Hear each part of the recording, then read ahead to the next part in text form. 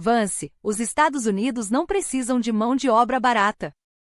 O último discurso de Vance: os Estados Unidos não precisam de mão de obra barata. Precisam reconstruir sua indústria de manufatura com inteligência artificial e robótica, e mais uma vez exportar para o mundo.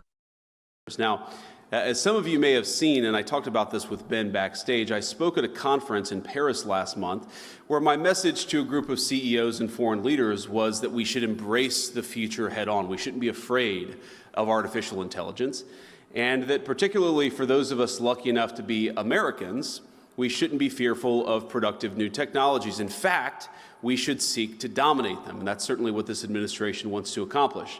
I suspect that most of you in this room are of like mind, and if you're not, I don't know why the hell you're at the American Dynamism Conference, but I received some pushback from people who are worried about the disruptive effects of AI. One journalist suggested the speech highlighted the tension between the, quote, techno-optimists and the populist right of President Trump's coalition. And today, I'd like to speak to these tensions as a proud member of both tribes. And let me put it simply.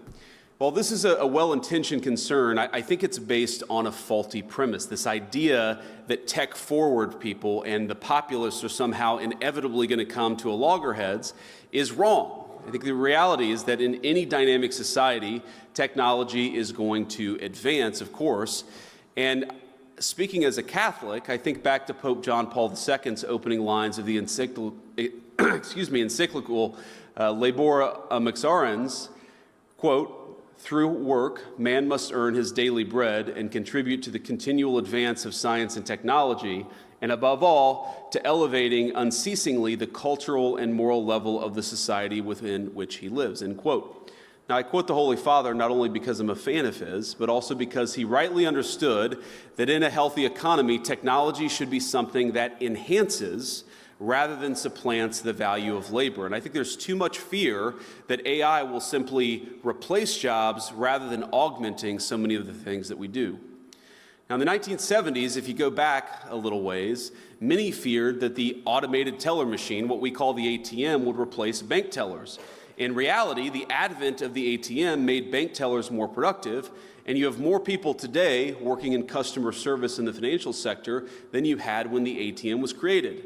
Now they're doing slightly different jobs, of course. Yes, they're doing more interesting tasks also, and importantly, they're making more money than they were in the 1970s. Now, when we innovate, we do sometimes cause labor market disruptions. That happens. But the history of American innovation is that we tend to make people more productive, and then we increase their wages in the process. And I think all of us believe that's a good thing. Now, after all, who would claim that man was made less productive by the invention of the transistor, or the metal lathe, or the steam engine? Real innovation makes us more productive, but it also, I think, dignifies our workers. It boosts our standard of living. It strengthens our workforce and the relative value of its labor.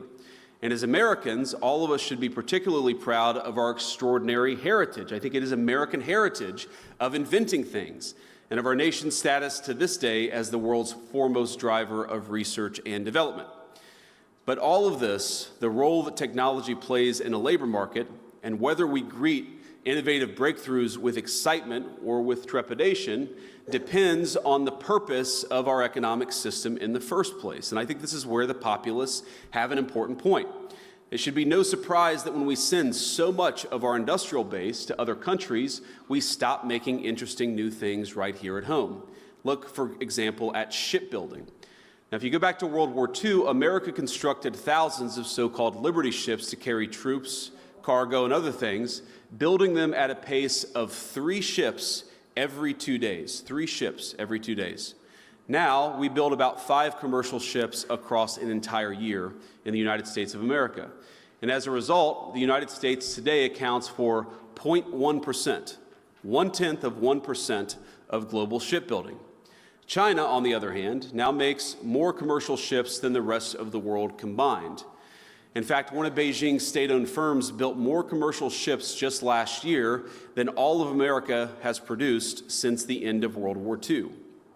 So, while we remain the leader in technology and innovation, I think there are troubling signs on the horizon.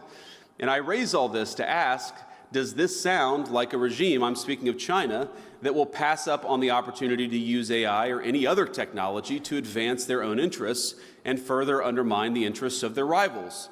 I think the answer is obvious, and that's why America, we've got to be tech forward. Yes, there are concerns, yes, there are risks, but we have to be leaning into the AI future with optimism and hope, because I think real technological innovation is going to make our country stronger.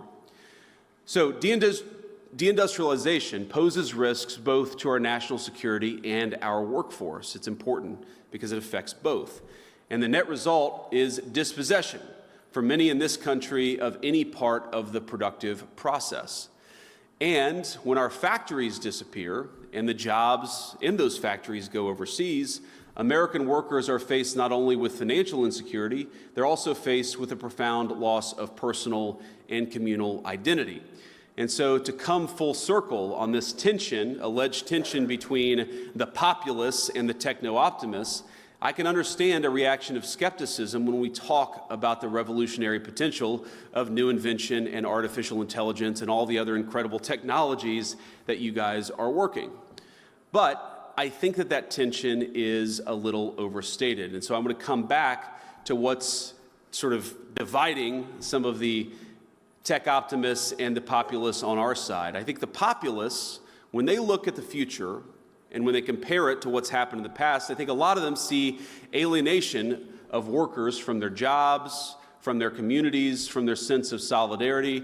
You see the alienation of people from their sense of purpose.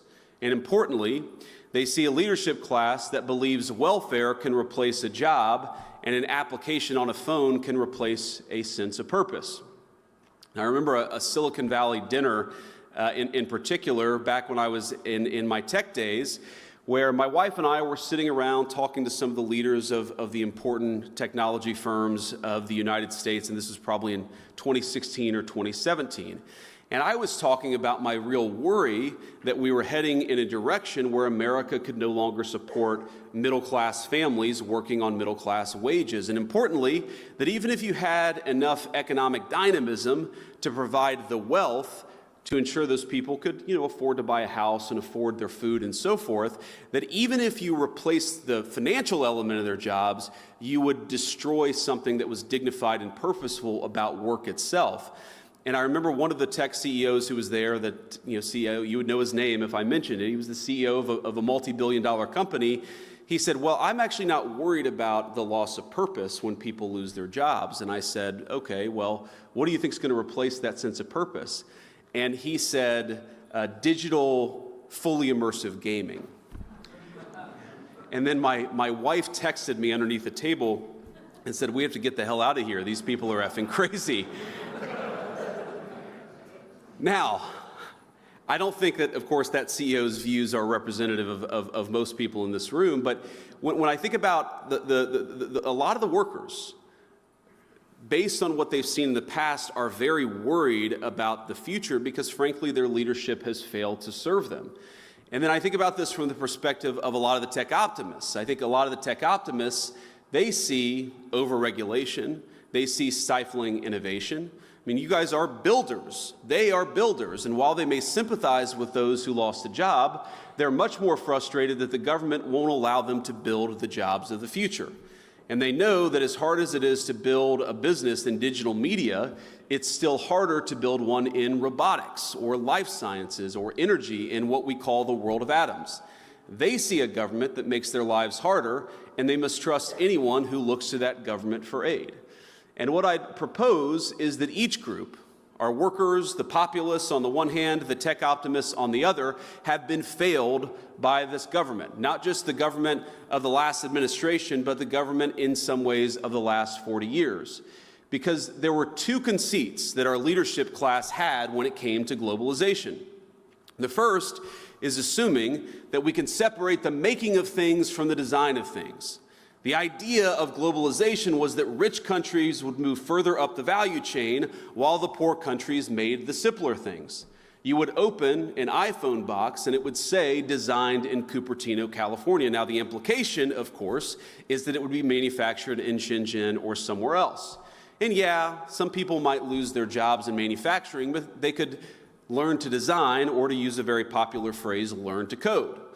But I think we got it wrong. It turns out that the geographies that do the manufacturing get awfully good at the designing of things.